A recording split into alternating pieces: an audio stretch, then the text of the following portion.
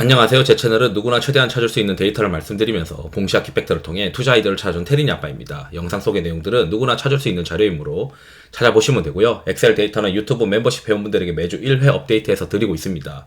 영상 보시고 구독, 좋아요, 알람 설정 부탁드리겠습니다. 설 연휴 이후에 이제 시장 적응도 해야 되니까 미국 시장 한번 보고 이렇게 되면 이제 명절 증후군도 어느 정도 극복되지 않겠느냐 이렇게 또 생각이 듭니다. 보시게 되면은 지금 이제 남아있는 일정들을 보게 되면 가장 이제 핵심은 엔비디아 실적 발표겠죠. 2월 21일에 이제 엔비디아 실적 발표가 있을 것이고, 그 다음에 배당 및 저 PBR 관련해서 기업 밸류업 프로그램이 2월 달에 있다는 거가 중요하겠죠. 그렇기 때문에 시장은 계속 저 PBR과 반도체 관련돼서 관심을 계속 가지지 않겠느냐 이렇게 또 생각이 듭니다.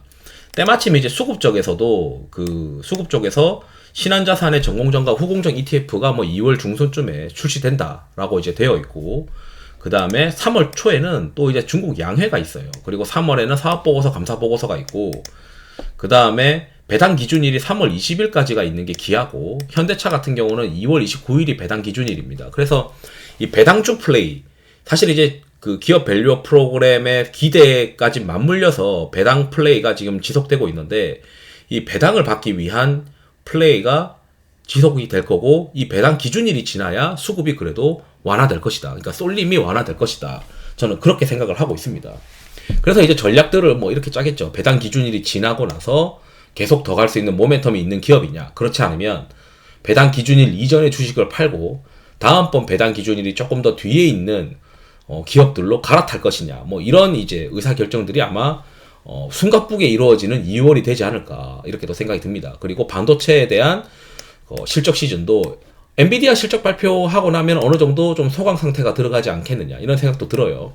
엔비디아는 이번에 실적 발표할 때 중국향 칩이나 신규 칩에 대한 어떤 이야기도 하겠죠. 그런 것들이 시장에서 긍정적으로 미래를 바라보지 않겠느냐 이렇게 또 생각이 드는데, 미리 또 주가가 올라 버려가지고 오히려 이제 실적 발표하고 나면 주가가 쉬지 않을까 이런 걱정도 하게 됩니다. 그러다 보니 시장에서는 야, 이거 엔비디아 실적 발표하고 나서 반도체 쉴 수도 있으니까, 그렇다고 반도체를 또 엔비디아 실적 발표하기 전에 주식을 다 파는 것도 리스크가 있으니, 업사이드 리스크가 있으니 에라 둘 다 들고 가자. 그래서 저 PBR과 이 중국 반도체 관련해서 계속 끌고 가지 않겠느냐 이렇게 또 생각이 듭니다.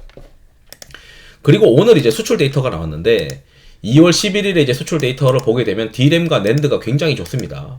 그래서 판가가 엄청나게 지금 6거래일 정도밖에 수출이 안 나왔는데, 원래 2월 10일치에 대한 수출 중에서 영업일수가 6거래일이라서 6거래일의 일평균 수출 데이터만 고려했을 때 굉장히 좋아요. 수출 판가도 개선되고 있어서 지금 D램 쪽이나 낸드 쪽으로는 계속 견조한 흐름이 지속되고 있는 것 같다 이렇게 보시면 되고, 그리고 이제 최근에 신고가를 한번 갱신해본 50일 기준으로 신고가를 갱신해본 기업들의 리스트를 보게 되면 반도체랑 그 다음에 기업 밸류업 프로그램 관련된 저 PBR 관련된 종목들이 거의 대부분 포진되어 있다. 그래서 내 포트폴리오도 이런 성격의 종목들로 가득 차 있어야 된다라고 말씀드리고 싶어요. 그래서 전력기기 같이 이제 실적이 좋은 것들, 이런 것들은 몇 개 이제 있고, 세방전지도 실적이 좋더라고요. 나머지는 이제 기업 밸류업 프로그램과 주주환원, 그리고 반도체, HBM 이쪽과 관련된 종목들로 시장이 지금 편성되고 있는 것 같다 이렇게 이제 말씀드리고 싶고, 최근에 이제 지난주 우리가 명절 전 마지막 거래일에 반도체가 굉장히 좋았어요. 암의 어떤 실적 발표와 이런 것들로 엔비디아 계속 신고가 나는 것들, 그런 것들이 영향을 받으면서 이 기관들의 평균 매수 등수를 보니까 이렇게 이제 반도체 온디바이스 이런 쪽으로 계속 수급이 들어오고 있다. 그리고 금액 기준으로 보게 되면 어느 쪽으로 이제 유동성이 많이 공급되느냐를 보게 되면 이제 그 배당 기준일이 아직 뒤에 남아있는 이런 기업들, KB금융이나 현대차나 이런 은행과 자동차, 그 다음에 이제 일부 지주회사들로 계속 시장에서 삼성물산이나 이런 지주회사들로 금융 자동차 지주회사로 시장에 관심을 가지고 있는 것 같다. 그래서 내 포트폴리오도 자동차와 저 PBR, 그리고 금융 자동차 지주회사 이쪽과 그 다음에 반도체, 이렇게 양쪽으로 반반 치킨을 하는 게 좋지 않겠는가, 계속 이렇게 생각을 하게 됩니다. 그리고 이제 미국 시장을 봐야겠죠. 미국 시장이 ETF를 보게 되면 ETF가 뭐 전 세계도 그렇고 다 신고가예요. 신고가가 나고 있습니다. 물론 이제 그 화요일 날 아침 새벽에 이제 종가가 끝나게 되면 어떻게 또 되는지 봐야 되겠지만, 지금 현재는 미국 시장이 굉장히 좋은 상황이다라고 이제 보여지고, 그다음에 내려가서 이제 보게 되면은 신재생은 태양광은 좀 반등을 했지만 여전히 매력적이지 못한 차트 모양이고, 그다음에 내려가서 보게 되니까 여기 이제 그 테크, 여기 이제 S&P 테크와 그다음에 반도체 장비, 이쪽은 지금 신고가 날려고 하고 있고, 필라델피아 반도체도 신고가가 날려고 하고 있어요. 그래서 이쪽으로도 계속 반도체가 시장을 선도하고 있는구나, 이렇게 이제 보시면 됩니다. 그리고 나서 이제 그 한국의 어떤 ETF도 0.6% 정도 올라왔구나, 이렇게 보시면 되고요. 주요 종목들을 보죠. 주요 종목들을 보게 되면은 마이크로소프트가 신고가고요. 구글도 지금 반등하고 있고, 그 다음에 아마존도 지금 신고가 가고 있고, ASML이랑 어플라이드 머티리얼즈는 지금 신고가예요. 그 다음에 램 리서치도 신고가고, 그 다음에 TSMC는 신고가에서 지금 횡보하고 있는 상태고, 엔비디아 여전히 신고가입니다. 그 다음에 ASE 테크가 지금 신고가가 날려고 하고 있고요.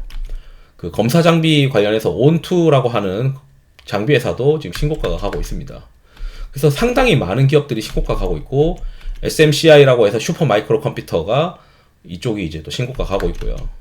그래서 AI 쪽으로 해서 반도체 장비 회사들이 굉장히 지금 상태가 좋구나, 이렇게 우리가 이해할 수 있고, 쭉 내려가서 또 보게 되면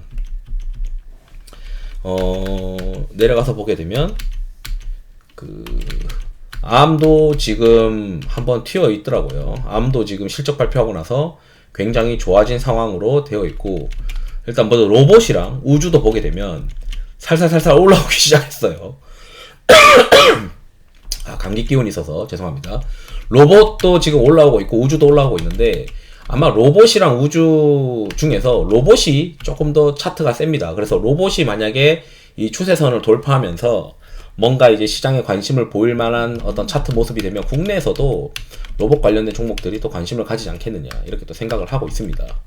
그 다음에 쭉 내려가서 보게 되면 노보노디스크와 릴리, 이 비만 관련된 종목들도 신고가가 지속되고 있고, 그 다음에 변압기의 이튼이랑 허블, 이런 기업들 보게 되면 신고가예요.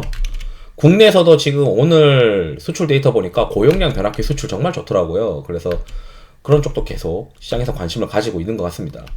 그 다음에 AI 관련된 몽고DB, 그 다음에 암도 지금 신고가 나고 한 번 더 올라가 있는 상태이고, 시놉시스나 케이던스도 치고 달리고 있다, 이렇게 지금 보고 있습니다.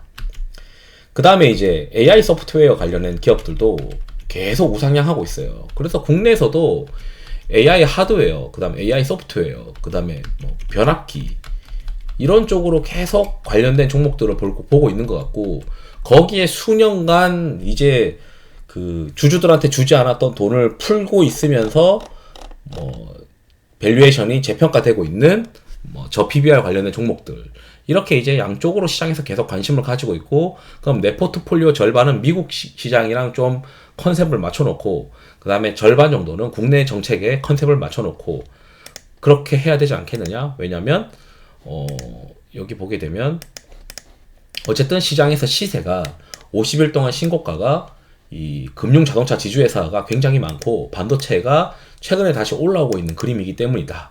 그리고 최근에 이제 수급도 보게 되면은 반도체가 꽤 많이 들어오고 있구나, 이렇게 이제 해석을 할 수 있습니다.